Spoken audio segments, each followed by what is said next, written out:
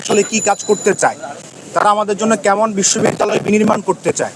কিন্তু আনফর্চুনেটলি আমরা আজকে অনলাইনে যাই কিংবা বিভিন্ন প্যানেলের প্রেস কনফারেন্সগুলো দেখি, তাহলে দেখি তারা শিক্ষার্থীদের জন্য কি করতে চায় তার চেয়ে বেশি আলোচনা করে ঐক্যবদ্ধ শিক্ষার্থী জোটকে কীভাবে দমিয়ে রাখা যায়।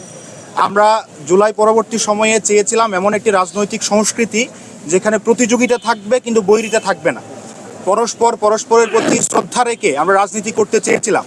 কিন্তু আনফর্চুনেটলি আমাদের এই জিনিসটা এখনো পর্যন্ত আমরা বিনির্মাণ করতে পারিনি। আরেকটি খুবই দুঃখজনক ফ্রেমিং আপনারা লক্ষ্য করবেন, সেটা হচ্ছে যে ঐক্যবদ্ধ শিক্ষার্থী জোট থেকে যে সকল নারী শিক্ষার্থী তারা নির্বাচন করছেন তাদেরকে দ্বিতীয় শ্রেণীর নারী হিসেবে উপস্থাপন করা, অর্থাৎ তাদের কোনো নারী হিসেবে কোনো অধিকার থাকবে না।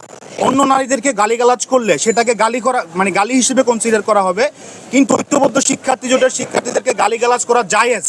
এই যে ফ্রেমিংটা করা হচ্ছে, আমরা বিশ্বাস করি এটি একটি রেসিস্ট মতবাদ এবং একই সাথে এটি একটি কলোনিয়াল মতবাদ।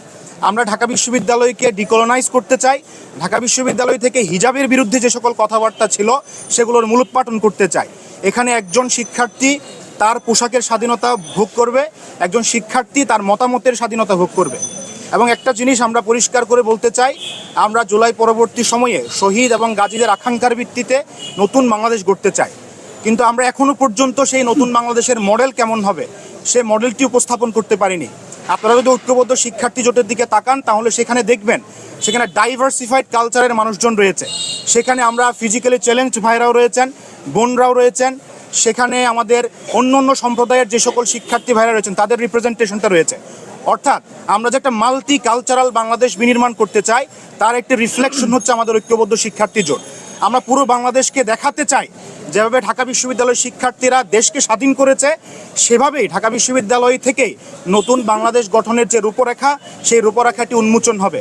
সেজন্য আমি অন্য প্যানেলের যে সকল ভাই বোনেরা পদপ্রার্থী হয়েছেন তাদের প্রতি অনুরোধ জানাবো, আপনারা শিক্ষার্থীদের সামনে আপনারা কি করতে চান, কেমন বিশ্ববিদ্যালয় নির্মাণ করতে চান সেটিও উপস্থাপন করুন।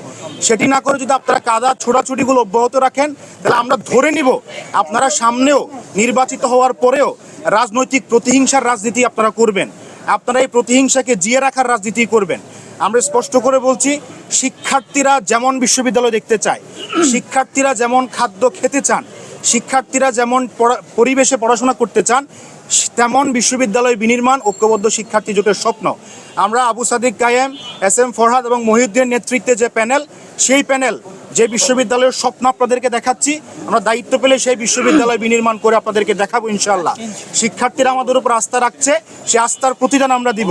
শিক্ষার্থীদের প্রত্যেকটা পোস্ট, প্রত্যেকটা কমেন্টের যে দায়বদ্ধতা, সে দায়বদ্ধতা আমরা ফিল করি। সে দায়বদ্ধতার জায়গা থেকে তাদের স্বপ্নের বাংলাদেশ আমরা বিনির্মাণ করব, তাদের স্বপ্নে ঢাকা বিশ্ববিদ্যালয় আমরা বিনির্মাণ করব।